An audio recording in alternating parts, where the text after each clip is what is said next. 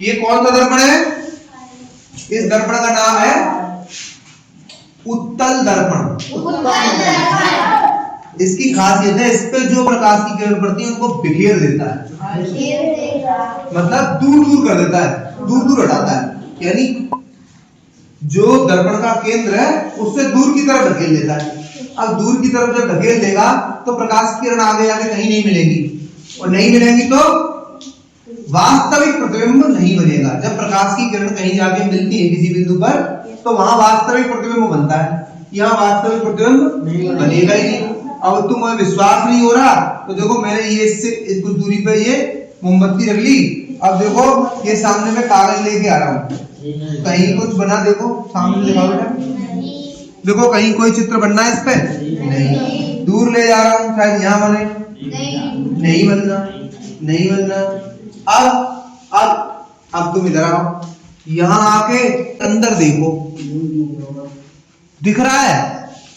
के अंदर दिखाओ, शीशे के अंदर वाला चित्र दिखाओ, दिख रहा है शीशे के अंदर वाला चित्र? मोमबत्ती शीशे के अंदर दिखाई दे रही है, देखो कैसी दिखाई दे रही है ये?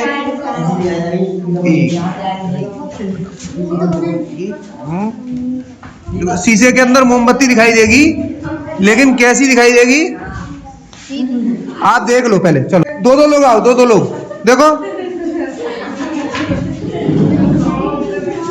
मोमबत्ती छोटी और, अच्छा बात नहीं करो, छोटी और सीधी।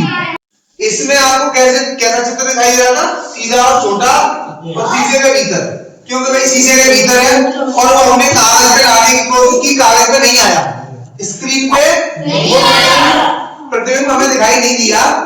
इसका मतलब वो प्रतिबिंब हमें स्क्रीन पे नहीं दिखाई दिया, इसका मतलब ये है कि वो आभासी है,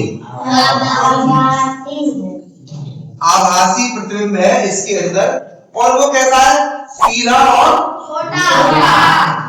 इसकी दूरी अगर मैं घटा बढ़ा दूं ना, पार दूर कर दूं, तभी वो छोटा ही लगेगा, छोटा रहेगा और सीधा रहेगा।